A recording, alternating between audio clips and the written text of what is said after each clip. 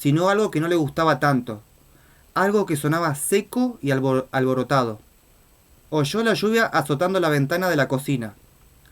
Ese sonido era reconfortante, pero no hacía la idea de bajar al sótano. No le gustaba el sótano, ni le gustaba bajar por sus escaleras, porque siempre imaginaba que allí abajo, en la oscuridad, había algo. Era una tontería, por supuesto. Lo decía su padre, lo decía su madre, y lo que era aún más importante, lo decía Bill. Pero aún así, no le gustaba siquiera abrir las puertas para encender la luz, porque siempre tenía la idea de... Era algo tan excitantemente estúpido que no atrevía a contárselo a nadie. De que mientras estuviera tanteando en busca del interruptor, una garra espantosa se pojaría ligeramente sobre su muñeca y lo arrebataría hacia la oscuridad, que olía a sucio, a humedad y a hortalizas podridas. ¡Qué estupidez! No existían monstruos con garras peludas y lleno de furia asesina. De vez en cuando alguien se volvía loco y mataba a mucha gente. A veces Chet Huntley contaba cosas de esas en el informativo de la noche. Y también estaban los comunistas, por supuesto, pero ningún monstruo horripilante vivía allí abajo, en el sótano. No obstante, la idea persistía. En aquellos momentos interminables, mientras buscabas a tientas la llave de la luz con la mano derecha, el brazo izquierdo enroscado con fuerza a la jamba de la puerta. Ese olor del sótano parecía intensificantemente hasta llenar el mundo entero. Los olores a sucio, a humedad y a hortalizas podridas se mezclaban en un olor inconfundible e ineludible. El olor del monstruo, la apoteosis de todos los monstruos, era el olor de algo que él no sabía nombrar. El olor de eso. Ah, mirad, acá sale el apodo. Agazafado, acechando y listo para saltar. Una criatura capaz de comer cualquier cosa, pero especialmente hambrienta de carne de niño. ¡Qué loco! Espera un cacho, me tengo frío. O sea, me agarra frío, me transpiro. Ah, boludo. Porque hace mucho frío acá, pero esta campera es muy calurosa. No encuentro el punto medio, carajo. Esa mañana había abierto la puerta para tantear interminablemente en busca del interruptor, sujetando el marco de la puerta con fuerza de siempre. Los ojos apretados, la punta de la lengua asombrado por la comisura de los labios, como un raicilla agonizante buscando agua en un sitio de sequía. Gracioso, gracioso, claro. ¿Qué te apuestas? Mira a Georgie. Georgie le tiene miedo a la oscuridad. Vaya tonto. El sonido del piano llegaba desde lo que su padre llamaba la sala de estar. Y su madre sale de visitas. Sonaba música de otro mundo, lejana, como debe de sonar las conversaciones y risas de una playa abarrotada de nadadores exhaustos que luchan contra la corriente. Sus dedos se encontraron en el interruptor. ¡Ah! Lo accionaron. Nada. No había luz. ¡Hostias! ¡La corriente eléctrica! Georgie retiró el brazo como de un cesto lleno de serpientes. Retrocedió desde la puerta abierta, el corazón apresurado en el pecho. No había corriente, por supuesto. Había olvidado que la corriente estaba cortada. ¡Jolín! ¿Y ahora qué? Decirle a Bill que no podía llevarle la caja de parafina porque no había luz y tenía miedo de que algo lo acogiese de las escaleras del sótano. Algo que no era comunista ni un asesino loco, sino una criatura mucho peor que esas dos cosas. Algo que simplemente deslizaría una parte de su podrido ser entre los peldaños para cogerle por el tobillo. Sería una pasada. Otros podían reírse de esas fantasías, pero Bill no se reiría. Bill se pondría furioso. Bill diría: a ver si creces, Georgie. ¿Quieres ese barquito o no? Como si le leyera el pensamiento, Bill gritó desde el dormitorio: ¿Te has muerto allí abajo, Georgie? No, ya lo llevo, Bill, respondió Georgie de inmediato. Se frotó los brazos para que desapareciese la delatora carne de gallina y la piel volviese a quedar lisa. Solo me he entretenido en tomar un poco de agua. Bueno, pues date prisa. Así que Georgie bajó los cuatro escalones que faltaban para llegar al estante del sótano, el corazón golpeando en su garganta como un martillo caliente. Tutum, tutum, tutum, tutum. El vello de la nuca en posición de firmes, los ojos ardiendo, las manos heladas, y la seguridad de que, en cualquier momento, la puerta del sótano se cerraría solo tapando la luz blanca que caía desde la ventana de la cocina. Y entonces oiría eso. Algo peor que todos los comunistas. ¿Por qué tienen con los comunistas, boludo? Y los asesinos del mundo. Peor que los japoneses. Peor que Atila, el Uno. Peor que los seres de 100 películas de terror. Eso, gruñendo profundamente. Georgie oiría el gruñido de esos segundos demenciales antes de que eso se abalanzara sobre él y le despanzurrara las entrañas. A causa de la inundación, el hedor del sótano estaba ese día peor que nunca. La casa se había salvado por encontrarse en la parte alta de Wickham Street, cerca de la cima de la colina, pero debajo aún seguía el agua estancada que se había filtrado por los cimientos de piedra. El olor era aterroso y desagradable, haciendo que solo apetiesen las instalaciones más superficiales. Georgie examinó los chismes del estante tan rápidamente como pudo. Latas viejas de betún kiwi y trapos para limpiar zapatos. Una lámpara de querosén rota, 2 botellas de limpiacristales Wintex casi vacías. Una vieja lata cerca de Turtle. Por alguna razón, esa lata le impresionó, y contempló la tortuga de la tapa con perplejidad hipnótica. La apartó luego hacia atrás, y allí estaba, por fin, una caja cuadrada con la inscripción Gulf. Georgie arrancó de allí y corrió escaleras tan rápido como pudo, dándose cuenta que de repente de que llevaba por fuera los faldones de la camisa, y de que esos faldones serían la su perdición.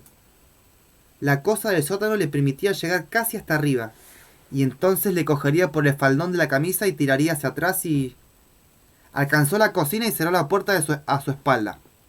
La puerta sonó como si la hubiese cerrado un golpe del viento.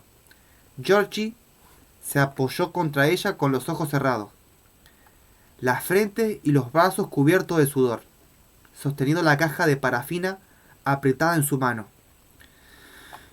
El piano se había callado, y la voz de su madre le llegó flotando. «Georgie, ¿podrías golpear la puerta un poco más la próxima vez? Tal vez podrías romper los platos del aparador si de verdad lo intentas». «Disculpa, mamá», dijo él. «Georgie, pedazo de inútil», llamó Bill, desde su dormitorio con entonación grave para que la madre no le oyese. Georgie rió bajito. El miedo había desaparecido. Se había desprendido de él tan fácilmente como una pesadilla desprende del hombre que desierta con la piel fría y el aliento agitado palpándose en el cuerpo, y mirando fijamente alrededor para asegurarse de que nada ha ocurrido en realidad, y empezando enseguida a olvidarla. La mitad ha desaparecido, ya cuando sus pies tocan el suelo. Las 3/4 partes cuando sale de la ducha y comienza a secarse la toalla, y la totalidad cuando termina el desayuno. Desaparecida por completo. Hasta la próxima vez, cuando el puño de la pesadilla, todos los miedos volverán a recordarse. Esa tortuga, pensó Georgie, acercándose al cajón donde se guardaban los fósforos. ¿Dónde he visto esa tortuga así? Pero no le llegó ninguna respuesta. Descartó la pregunta. Sacó una caja de fósforos del cajón, un cuchillo del escurridizo, sosteniendo el filo estúpidamente lejos de su cuerpo, como le había enseñado su padre, y un pequeño bol de aparador, Volvió entonces al cuarto de Bill. «Eres un inepto, Georgie», dijo Bill bastante cordialmente mientras apartaba las cosas de enfermo que había en su mesita de noche. Un vaso vacío, una jarra de agua, Kleenex, libros, un frasco de Big Vaporú, cuyo olor Bill asociaría toda su vida a pechos flemosos y narices tapadas. También estaba allí la vieja radio de Pilco, pero no emitía ni un Chopin ni Bach, sino una canción de Little Richard, aunque muy bajito, tan bajito que Little Richard perdía toda su cruda y elemental potencia. La madre, que había estudiado piano en Juilliard, detestaba el rock and roll. Más que detestarlo, lo abominaba. No, no soy ningún culo, dijo Georgie, sentándose al borde de la cama y poniéndose en la mesa las cosas que había traído. Sí, sí que lo eres, dijo Bill. No eres otra cosa que un inepto, culo gordo, negro y asqueroso. Re culiao. Georgie trató de imaginar a un chico que solo fuera un culo con piernas y comenzó a reírse. Tienes un culo más grande que Augusta, dijo Bill, también riendo. Tu culo es más grande que todo el estado, replicó Georgie, lo que les hizo revolcarse de risa durante casi 2 minutos. Siguió una conversación con susurros, de las que tienen muy poco significado para quienes no sean un niño pequeño. Acusaciones sobre quién tenía el culo más grande, quién tenía el agujero más negro, etc. Finalmente Bill soltó una de las palabras prohibidas. Acusó a Georgie de ser un culo gordo, grande y lleno de mierda, con lo cual rieron a carcajadas. La risa de Bill se convirtió en un ataque de tos, cuando por fin empezó a ceder. La cara de Bill había tomado un color de ciruela que Georgie contemplaba con cierta alarma. El sonido del piano se interrumpió. Los dos miraron en dirección a la sala, esperando el ruido del taburete que al correrse hacia atrás y los pasos impacientes de la madre. Bill sepultó la boca en el hueco del codo, sofocando las últimas toses mientras señalaba la jarra. Georgie le sirvió un vaso de agua, y él se la bebió entera.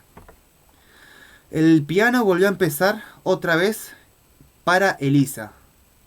Bill, en Tartaja, no olvidaría jamás esa pieza, y aún muchos años después no podían escucharla sin que se pusiera la carne de gallina en los brazos y las espaldas.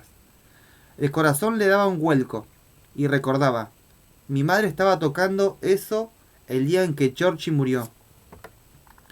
¿Vas a seguir torciendo, Bill? No. Bill sacó un Kleenex de la caja. Carraspeó tronantemente con el pecho. Escupió un poco de flema en el papel, lo arrugó y lo arrojó al cesto que tenía justo al lado de la cama, lleno de bollos similares. Por fin abrió la caja de parafina y dejó caer un cubo cerroso en la palma de su mano. George lo observaba con atención, pero sin hablar ni hacer preguntas. A Bill no le gustaba que le hablaran mientras hacía cosas, pero él sabía que si mantenía el pico cerrado, su hermano acabaría por explicar lo que estaba haciendo. Bill usó el cuchillo para cortar un trocito del cubo de parafina. Puso el pedazo en el cuenco, encendió una cerilla y la apoyó sobre la parafina. Los dos niños observaron la llamita amarilla, mientras el viento agonizante impulsaba la lluvia por la ventana que golpeteó ocasionalmente. Hay que impermeabilizar el barco para que no se hunda al mojarse, dijo Bill. Cuando estaba con Georgie tartamudeaba poco, a veces nada en absoluto. En la escuela, en cambio, tartamudeaba tanto que al hablar le resultaba imposible. Cesaban las comunicaciones y los maestros miraban hacia otra parte, mientras Bill se aferraba a los lados de su pupitre con cara de casi tan roja como el pelo, y los ojos apretados hasta reducirse a ranuras, tratando de arrancarle alguna palabra a su terca garganta. A veces, casi siempre, la palabra surgía. Otras veces simplemente se negaba. A los 3 años había sido atropellado por un coche y arrojado contra la pared de un edificio, había estado inconsciente durante 7 horas. Mamá decía que ese accidente le había provocado la tartamudez. A veces, Georgie tenía la sensación de que el padre y el mismo Bill no estaban tan seguros. El trozo de parafina se había derretido casi completamente en el cuenco. La llama de la cerilla borboteó más baja poniéndose azul al abrazarse al trozo de cartón. Entonces se apagó. Bill hundió el dedo en el líquido y lo sacó bruscamente con un leve silbido. Luego miró a Georgie con una sonrisa que pedía disculpas. ¡Quema!, dijo. Pocos segundos después, hundió otra vez el dedo y comenzó a untar de cera el barco de papel. El material se secó rápidamente, formando una película lechosa. ¿Puedo poner un poquito?, preguntó Georgie. Bueno, pero no manches la manta si no quieres que mamá te mate. Georgie hundió un dedo en la parafina, que aún estaba muy caliente, pero ya no quemaba, y comenzó a untar el otro lado del barco. No pongas tanto, culo sucio, dijo Bill. ¿Quieres que se hunda en el viaje inaugural? Perdón, está bien, pero cógelo con calma. Georgie terminó el otro lado, y luego sostuvo el barco en las manos. Estaba un poco más pesado, pero no mucho. ¡Qué guay!, exclamó. Voy a salir para hacerlo navegar. Sí, ve, dijo Bill. De pronto parecía cansado. Cansado y no muy bien todavía. Me gustaría que vinieras, dijo Georgie. Le hubiese gustado de veras. Bill a veces se ponía mandón al cabo de un rato, pero siempre tenía ideas estupendas y rara vez pegaba. En realidad, el barco es suyo. A mí también me gustaría ir, dijo Bill sombrío. Bueno. George cambió el peso del cuerpo de un pie al otro, con el barco en la mano. Ponte el impermeable y las botas, advirtió el mayor. Si no quieres pescar una gripe como la mía. Casi seguro que las pesca de todos modos por mis gérmenes. Gracias, Bill. Es un barco muy chulo. Y entonces hizo algo que no había hecho hacía tiempo. Algo que Bill jamás olvidaría. Se inclinó para besar a su hermano en la mejilla. Ahora sí que la vas a pescar, culo sucio, dijo Bill. Pero de cualquier modo le parecía más animado, sonrió. Y guarda esas cosas, si no, a mamá le dará un ataque. Sí, ya voy, dijo Georgie. Recogió el equipo para impermeabilizar y cruzó la habitación con el bote precariamente encamado a la caja de la parafina, que iba medio torcido dentro del bol. Georgie. George se volvió para mirar a su hermano. Ten cuidado. Seguro. Arrugó un poco el ceño. Eso era algo que le decían las madres, no los hermanos mayores. Resultaba tan extraño como haberle dado un beso a Bill. Sí, claro. Y salió. Bill jamás volvió a verlo. No sé, debería leer un capítulo más. ¿Ustedes qué dicen? ¿Leo un capítulo más? ¿Le está gustando la historia? ¿O salto al Señor de los Anillos? ¿Qué dice? ¿Qué dicen? Ah, pero quiero que aparezca Pennywise. ¿Aparecerá ahora? Bueno, sí,